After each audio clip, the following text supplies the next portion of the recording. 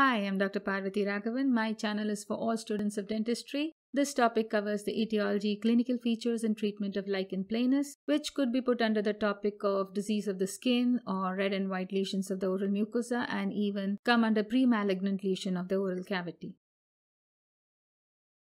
The term lichen means tree moss in Greek and planus means flat in Latin. This is how lichen looks like. Lichen and moss are biologically different. You can pause and read more if you find this interesting. In lichen planus, the disease, the clinical appearance on skin is like lichen, and the forest lichen look dry and flaky.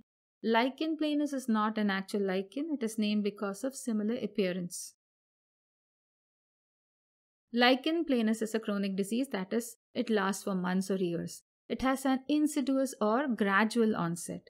It is seen more in 40 to 70 years age group. Because it's chronic and it develops gradually, it is just logical that it is seen in an older age group. The name is actually lichen rubor planus, where rubor stands for red as in inflamed red. It is an inflammatory condition. It is a mucocutaneous disease that involves both mucous membrane and the skin. The main cause is considered to be autoimmune. In an autoimmune disease, the immune system mistakes part of your own body, maybe your joints or skin, as foreign and attacks healthy cells. And here in lichen planus, they attack the basal keratinocyte cells of the oral epithelium. Doctors don't know exactly what causes the immune system to misfire, yet some people are more likely to get an autoimmune disease than others. Lichen planus is believed to be an autoimmune disease because histology is similar with other autoimmune diseases such as systemic lupus erythematosus. The biopsy and clinical appearance are same as seen in graft versus host disease. This occurs in patients after transplantation when immune cells present in the donor graft tissue attack the host tissue. T-cell infiltration leads to rupture of the epithelial basement membrane and basal keratinocyte apoptosis. The next reason is lichen planus subsides when treated with immunosuppressive medications which are given in autoimmune disease. It has been proposed that in lichen planus, this immune-mediated mechanism targets the basal keratinocytes as foreign antigens by activated T cells, especially CD8 positive T cells. Other causes of lichen planus include psychological stress. Patients with anxiety and depression are reported more commonly with oral lichen planus with exacerbations during periods of anxiety and stress. According to studies, too much of stress can induce autoimmune reaction. It has also been found in several members of the same family. So it could be hereditary. It is seen more often in women and occurs in adults. Clinical criteria for lichen planus is the bilateral presence of symmetrical lesions. The lesion has to be present on the right side as well as the left side. The lichen planus lesions can be cutaneous or mucosal. Cutaneous forms are those affecting the skin in general, scalp, and nails. Mucosal forms are those affecting the lining of the GIT, which includes mouth, pharynx, esophagus, stomach, anus, bladder, and also the genitals. Lining of the abdominal cavity, which is the peritoneum. It can also involve the conjunctiva of the eyes, the lining of the ears, and lining of the nose. Oral lesions are more common than skin lesions. They occur alone or are found before the skin lesions and several weeks before the onset of the skin lesions. Oral lesions may occur as the only manifestation of the disease or in conjunction with other clinical manifestations of scalp lichen planus, nail lichen planus, genital lichen planus, and or cutaneous lichen planus. It can be a combination of any of these conditions or all of these conditions. Lichen planus can also involve the epiglottis and larynx. You can see in the image here, it's behind the tongue. And down below is the larynx, which is the bluish semicircle. I've given some extra detail about what they are in case you forgot it. Trouble swallowing or pain with swallowing can indicate esophageal lichen planus. It is important to treat this as it can eventually lead to esophagus narrowing and forming what is called as esophageal stricture. The oral lesions are present bilaterally on the left side as well as the right side. 80% are present in the buccal mucosa, 20% on the lips. They can also occur on the gingiva, palate, tongue, and floor of the mouth. It is less than 10% in the floor of the mouth and the palate. In the oral cavity, lichen planus lesions start in the form of minute white elevations or papules that coalesce to form plaque pattern, reticular pattern, and annular ring-like structure. The reticular pattern has fine network of grayish-white lines called the Wickham striae, which is the typical feature of lichen planus. These white areas are hyperkeratinized epithelium. Types of oral lichen planus. The lesions of oral lichen planus can be asymptomatic, that is, there are no symptoms. Patient comes to the clinic and you discover lichen planus on routine oral examination. There are two patterns, papillar and reticular. Both of them require no treatment. Patient should be informed about the nature of the disease and regular follow-up has to be done. The reticular type is the most common and seen on the buccal mucosa and gingiva, and it has a better prognosis. Next are the painful type of lichen planus. Under this we have the bullous, atropic, and erosive. Bullous form are rare and may be a combination of bullous pemphigoid and lichen planus existing together. The atropic and erosive both present with burning sensation to severe pain, mucosal bleeding from mild trauma such as toothbrushing. The atropic involving the gingiva are called as desquamative gingivitis.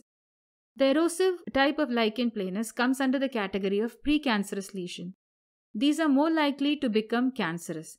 They occur spontaneously on their own and are long-standing with frequent exacerbations, severe pain, and complications.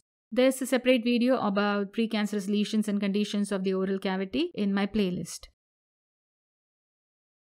Coming to the treatment, there is no specific treatment. Oral lesions appear, regress, reappear, and in an unpredictable way.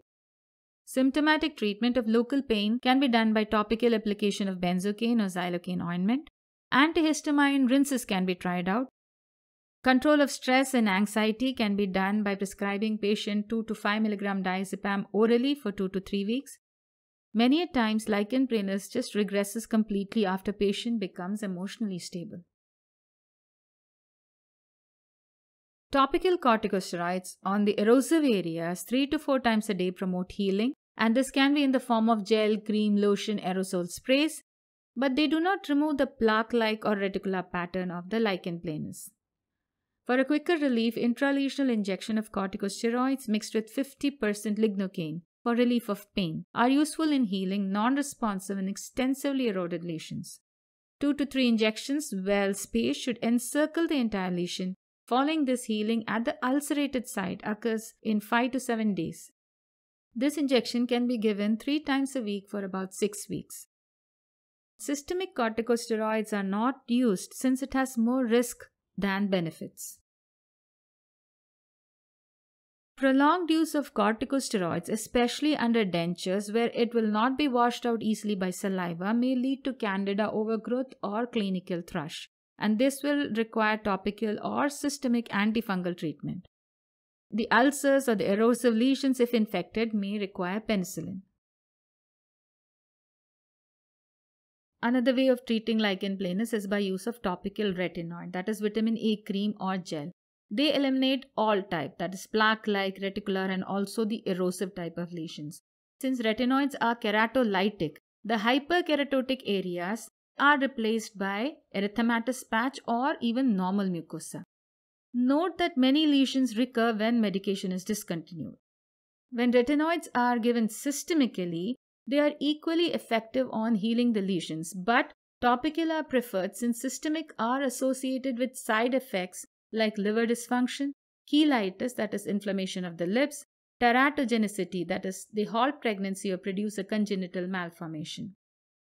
Another name to remember is temarotene. It is a retinoid given systemically and effectively treats lichen planus. It has lesser side effects, which is a little increase in liver enzymes. Now, we learned that topical corticosteroids are effective. We found that topical retinoids are effective. So these two can be given together. One more drug is cyclosporin. Topical application of cyclosporin, which suppresses CD4 positive helper T lymphocytes, appears to eliminate lichen planus completely. But it is costly as a solution, has a bad taste, it is hydrophobic, can promote viral reproduction, lead to malignant changes in epithelial cells. All these make its use limited to patients whose lesions are uncontrollable. Looking at more methods of treatment, cryotherapy and cauterization have been used on the lesion. Cryotherapy frees and destroys abnormal tissue, whereas in cauterization, heated electrode is applied for tissue destruction. When we are doing all these things, we might as well surgically remove it, but the lesions are too diffuse to do a surgical removal. Biopsy can be done to check for pre-malignant cells and referred to the oncology department if required.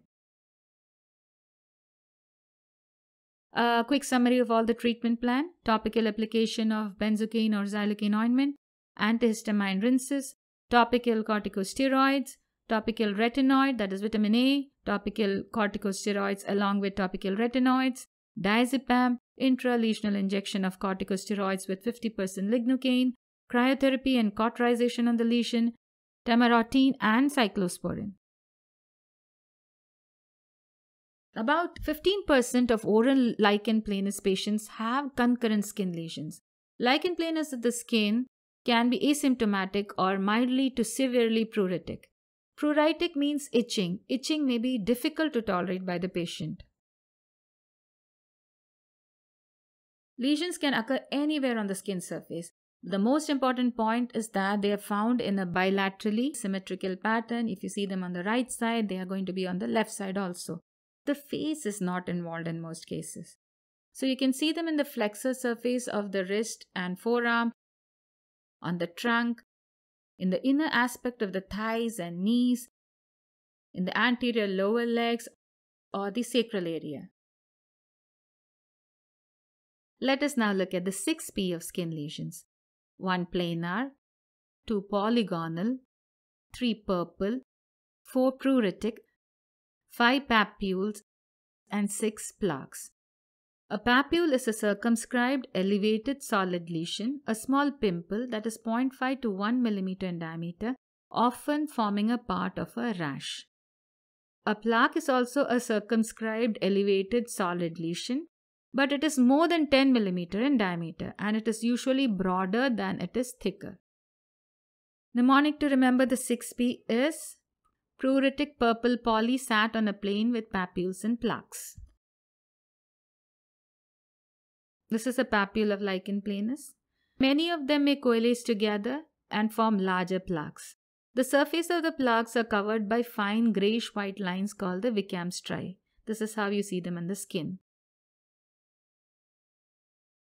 Initially, they are red in color, then they turn purple or violet, and later get a dirty brown discoloration. Sometimes the center of the papule may be slightly umbilicated. Looks like a belly button. In areas where the lesions have healed, an unusual darkening or hyperpigmentation or lightening, which is hypopigmentation of the skin, may occur. The cause of this is given in my video on histology of lichen planus. Lichen planopilaris. Hair loss in lichen planus is called lichen planopilaris. When and if hair loss does occur, it can involve small patchy areas of the scalp that is called as atropic cicatricial alopecia, or cause a receding hairline called the frontal fibrosing alopecia.